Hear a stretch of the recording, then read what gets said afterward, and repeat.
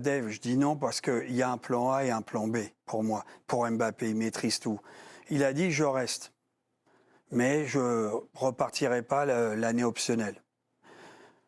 Et il prévient que vous pouvez prendre de l'argent si vous le souhaitez. Je suis prêt à partir si je décide, bien sûr, mon club. Il ne va pas aller dans un club où il ne voudrait pas mettre les pieds. Donc il se balade, il joue sur de velours et les Qataris sont à poil. Ils sont nus. Comme tous les clubs qui a 1 an d'un contrat, si tu ne fais pas re-signer le joueur bien en amont. Mais là, ils ne pouvaient pas. La dernière fois qu'ils l'ont refait signer 2 ans et cette année optionnelle 24-25 qui est totalement bidon, parce qu'elle ne compte pas, entre guillemets.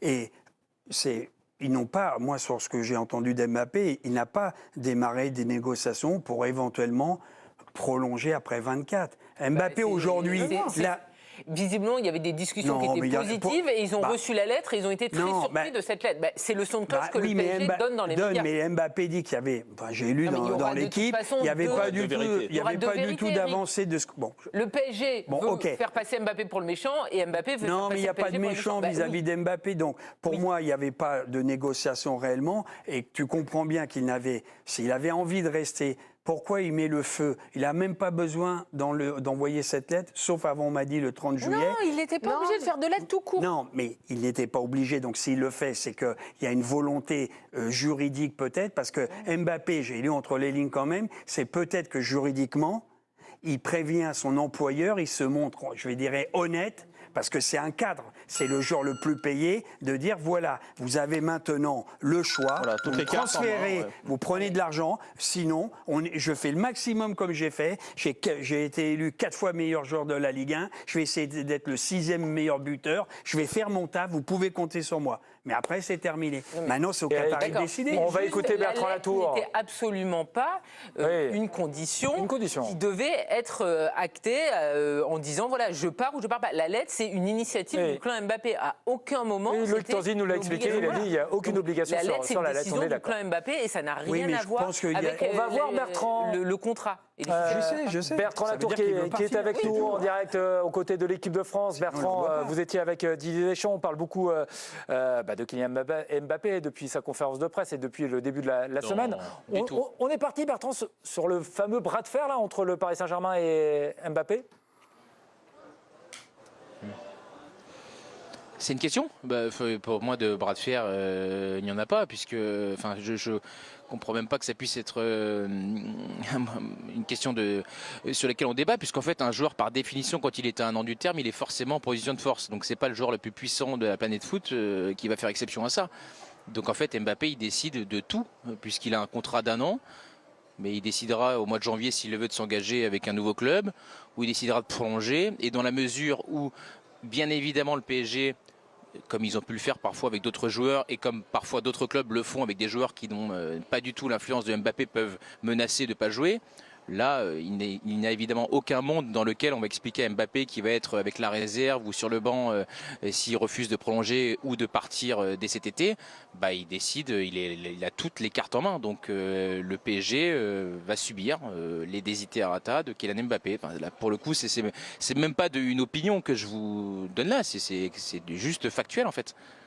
Alors, en effet, je rappelle juste dans l'histoire, il y a eu le cas Rabiot, par exemple, qui avait été mis sans jouer. Est-ce que ça peut être envisageable avec un joueur de la sphère d'Mbappé?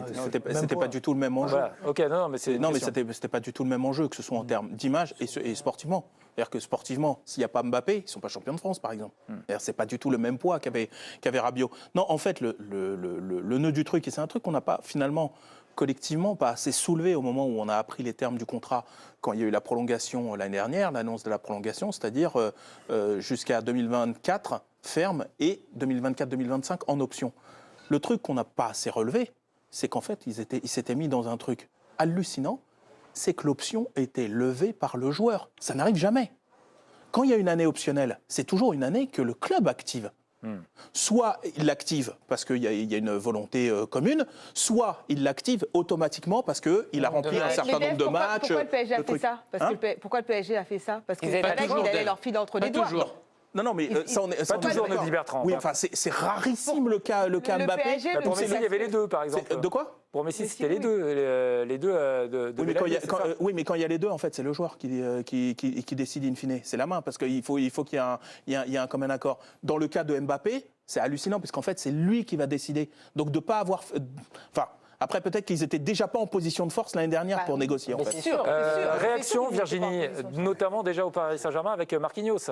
Marquinhos qui a envie qu'Mbappé reste, lui. Voilà, il s'est exprimé en conférence de presse dans le cadre du match amical prévu samedi entre le Brésil et la Guinée. C'est un génie, un talent pur, un leader pour le PSG. Il est très important pour nous. Tous les étés, on parle beaucoup de lui, mais il appartient au PSG et il veut rester. On va voir ce qui va se passer. Nous, mais la biquette, sérieusement. Nous, les joueurs, en tout cas, on veut qu'il reste, car nous avons tous des ambitions élevées. Mais Benoît, je peux poser une question à Bertrand et après, le président prendra la main. Par rapport au dossier Mbappé. Bertrand est très proche de Didier Deschamps, donc il saura évidemment. Comment perçoit Didier Deschamps ce nouveau feuilleton? Parce que ce n'est pas la première fois qu'il y a quand même un rassemblement des Bleus qui est un peu le rassemblement de Kylian Mbappé. On a eu évidemment le pivot gang, c'était pas anodin, il l'avait dit en zone mixte lors des Bleus. Là, il dit que la lettre a été envoyée avant le rassemblement, mais au final, ça explose pendant le rassemblement. Et finalement, on parle plus d'un joueur que des Bleus. C'est pas ce que préfère normalement Deschamps, il le vit comment?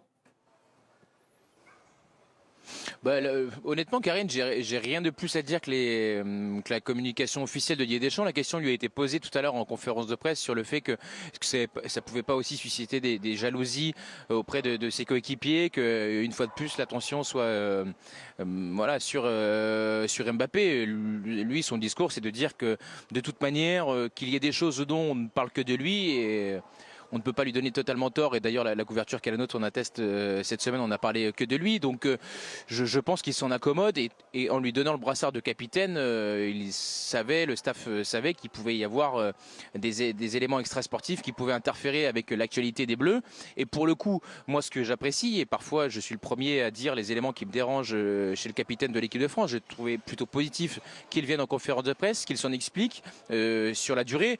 On n'a pas appris 150 choses, mais il n'y a pas eu une mise au point en début de conférence de presse en disant voilà ce que j'ai à vous dire, maintenant on passe à Gibraltar, ni une ou deux questions. Il a répondu à toutes les questions. On vient avec nos questions, il vient avec ses réponses et il n'y a pas de souci là-dessus. Donc on sait qu'en ayant Mbappé au sein de notre équipe nationale, et je pense qu'on peut plutôt en être fier parce que c'est un très grand joueur, il y a une contrepartie. La contrepartie, c'est que son actualité peut s'entrechoquer avec celle de l'équipe de France et que parfois c'est pas toujours dans le sens de l'équipe. Mais je pense qu'il vaut mieux qu'il soit français que néerlandais ou belge. Donc à mon avis, Didier Deschamps s'en accommode. Mais là, je vous donne mon interprétation. C'est pas le fruit de discussions privées avec le sélectionneur des Bleus. Merci Bertrand, vous restez avec nous parce de nationalité. On a besoin de vous Bertrand sur la compo des Bleus. On parlera notamment du poste de gardien dans quelques instants et la compo probable pour Didier Deschamps. Oui. Le président a demandé 30 secondes. On offre 30 secondes au président pour clore le débat. Pourquoi? Parce que pour moi, les Qataris, ils ont dit on fait un projet depuis 1 an, 2 ans autour d'Mbappé.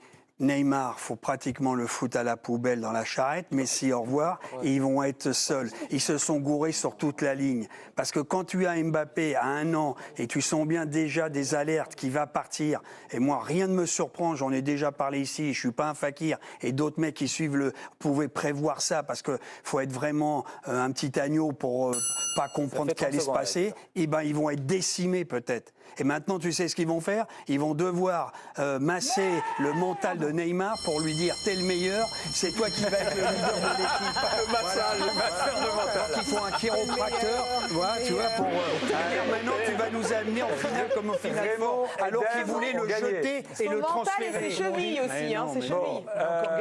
Donc ils sont nuls sur toute la ligne. qui n'a pas besoin de masseur de mental. PSG un jour. Hop, on change de thème s'il vous plaît, discipline.